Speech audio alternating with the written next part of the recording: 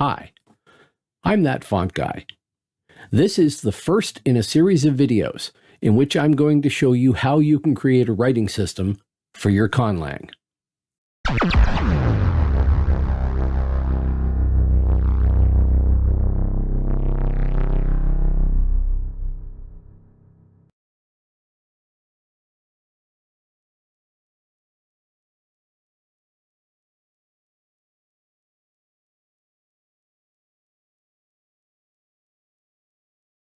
This video is being made with a number of assumptions.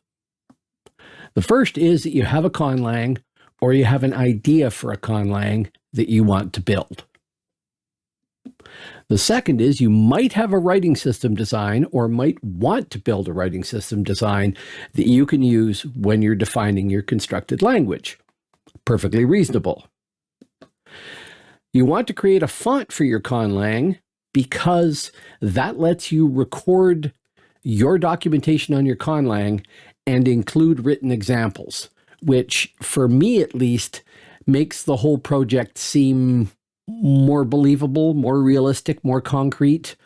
I found that when I tried to design stuff and just used the IPA and a Latin translation, that it didn't work as well for me as when I built a writing system that was suited to that language and reflected some of the culture or something of the nature of the constructed language. You're not sure where to get started. Well, I'm going to try and help you with that with this first video.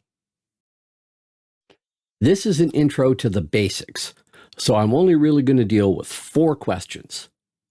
The first one is, why create a font? I covered that before there.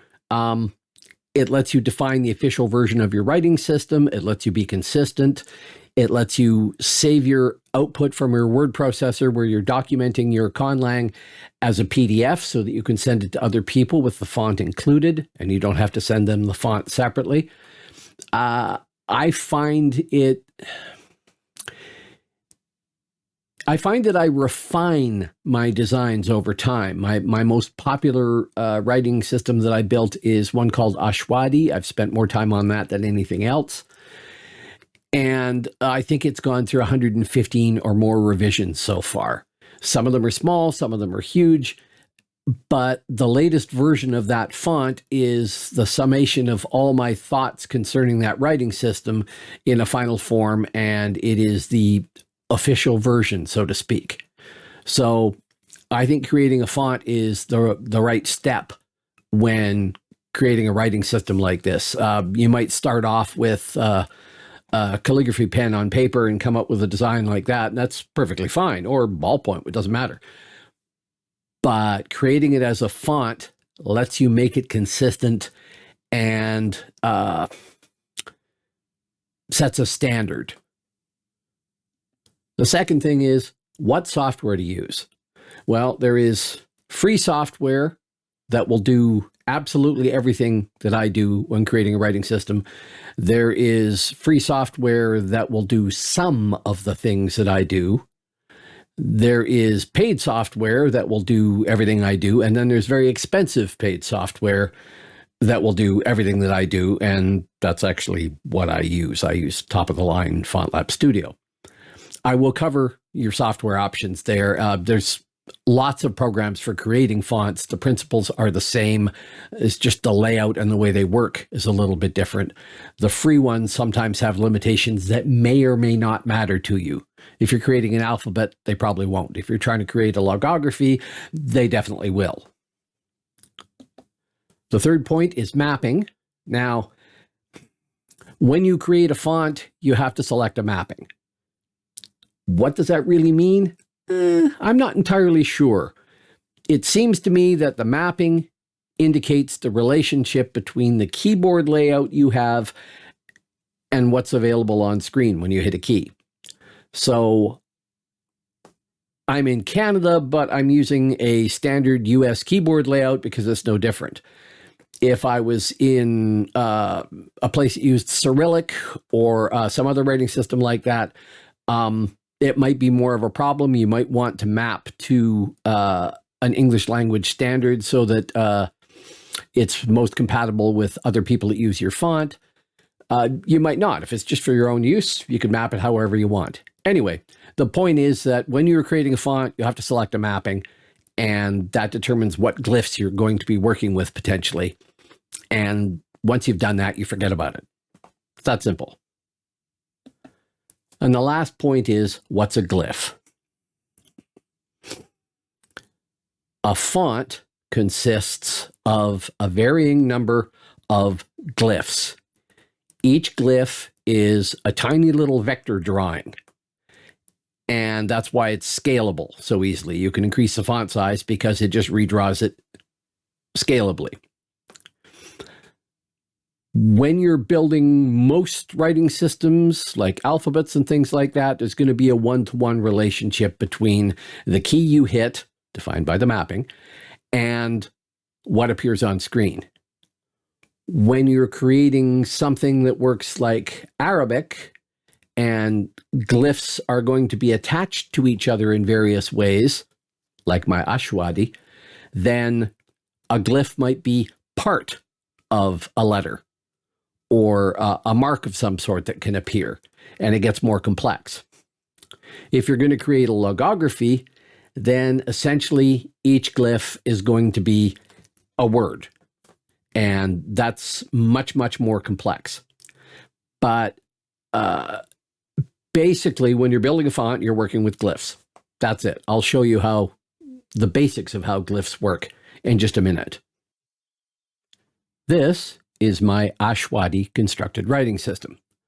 First off, up here on the left is the encoding, which I called mapping there. I have mapped this font to MS Windows 1252 Western ANSI, because I think that is probably going to be the most compatible with software out there. It's one of the earliest standards for defining fonts on computers. As you can see, there's a number of glyphs here. The top is numbers. These are the letters. There are no capital letters, so they're blank. And if I drag it down here, you can see that I have defined a lot of glyphs in creating this writing system. Here's an example of ashwadi in action. Ashwadi groups glyphs together based on syllables. So if I was to type the word doshin, D-O-S-H-I-N,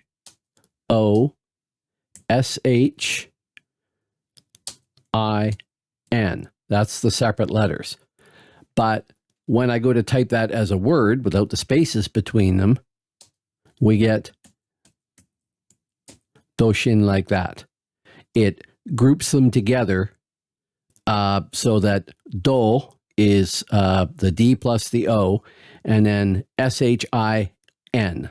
And you'll note that the I has a different form, and the N gets flipped the other way to form the end of a syllable. This is all possible using the stuff that I'm going to show you in future videos.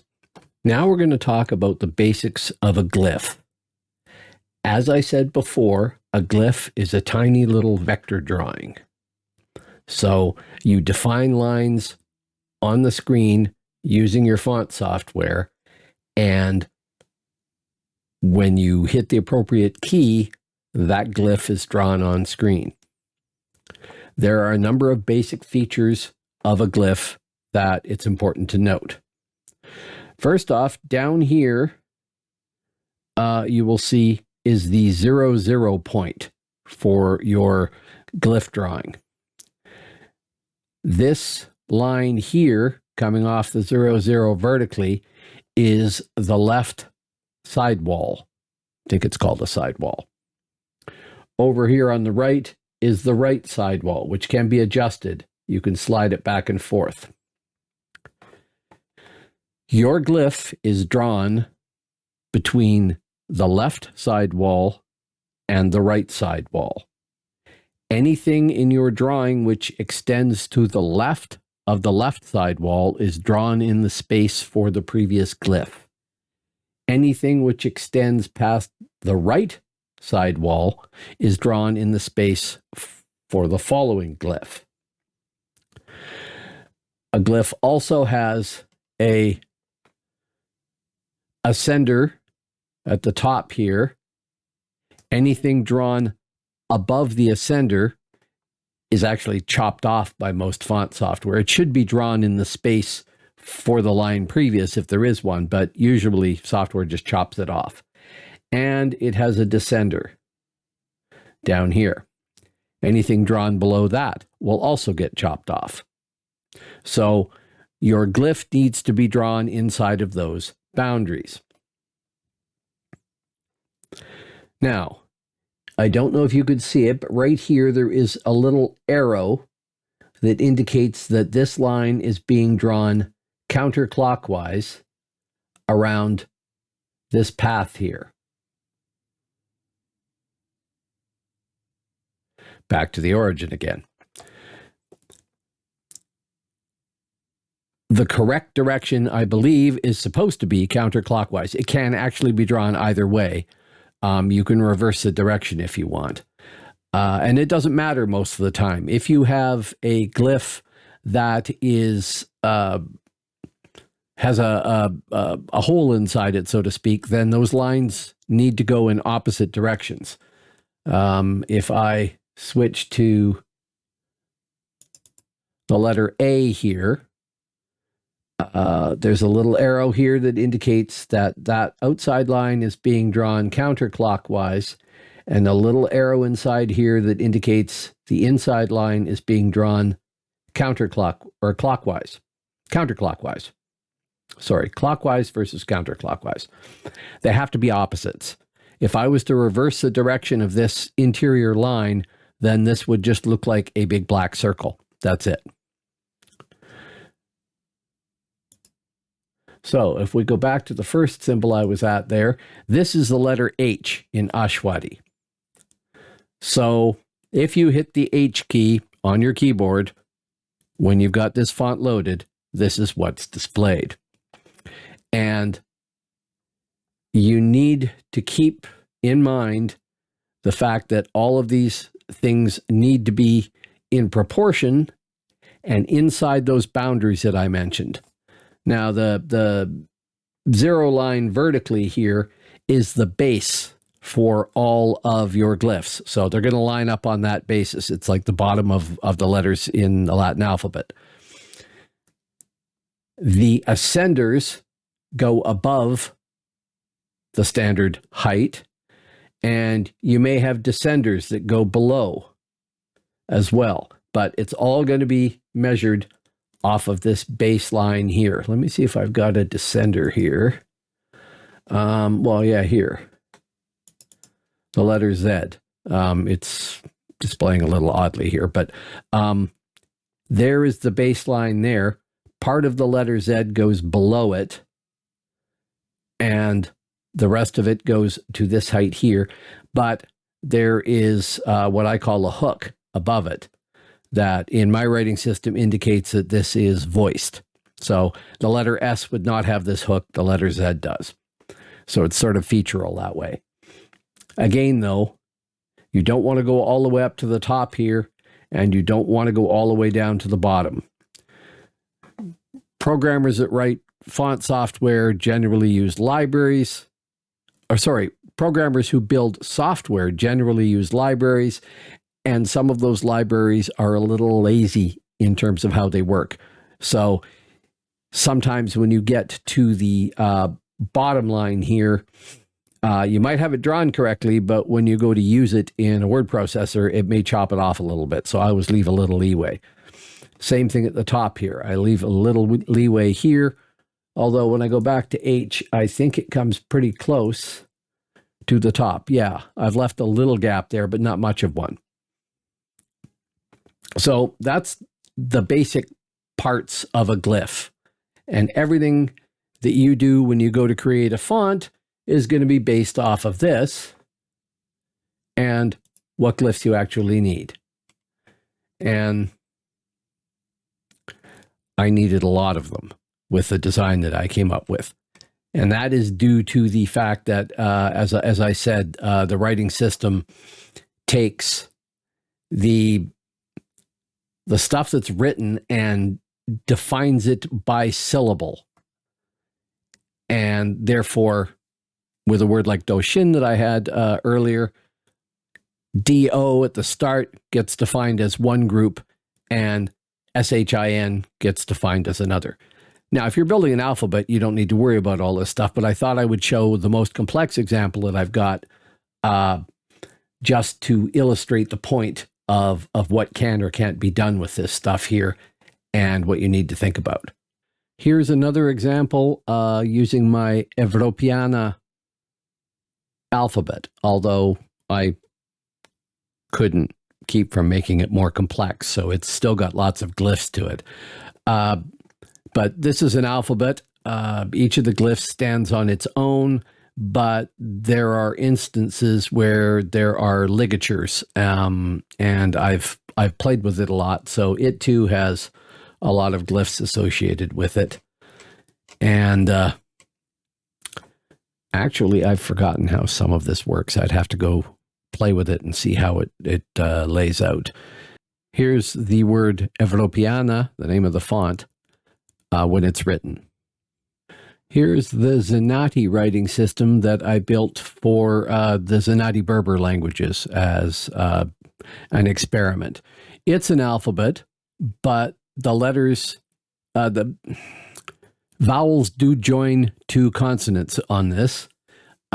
So this is a much simpler thing. It didn't take as long to build. I did spend a lot of time kind of come up with a design for it, but it's pretty simplistic, and this is entirely something that you could build for your own Conlang. Here's the word Zenati written in the Zenati writing system that I created.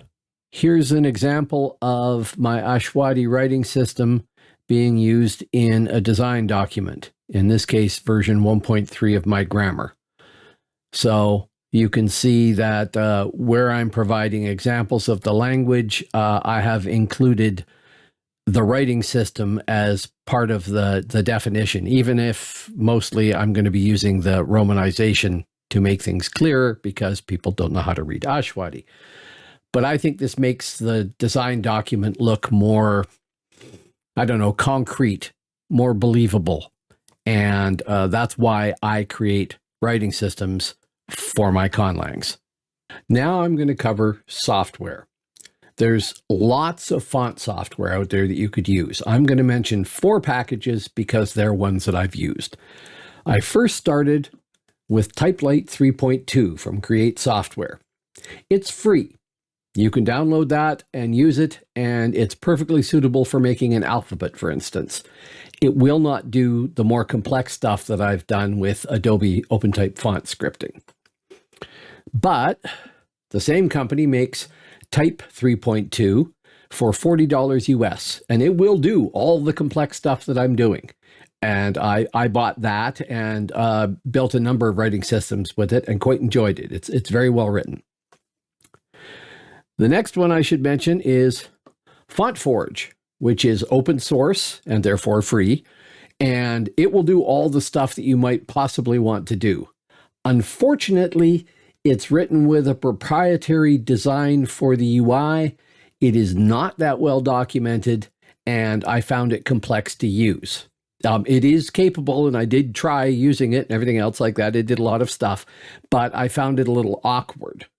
And it might be fully featured and it might be free, but it didn't quite suit my needs. It may suit yours. The last one is the one that I'm using now, which is FontLab Studio. And that's $499 US for a full license at the moment. There is a $97 3-month license, which you can renew.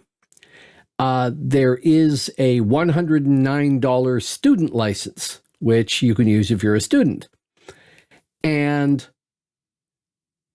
it's got all the features that I wanted in and found in Type 3.2, and all the fancy complex stuff that I wanted to try doing with FontForge. It's much easier in FontLab Studio. Now I'm using FontLab Studio 7. I started with version 5. I graduated to 7. Version 8 is currently out. I have not upgraded to that, and I have not tried it. but each version has added a lot more capabilities to it.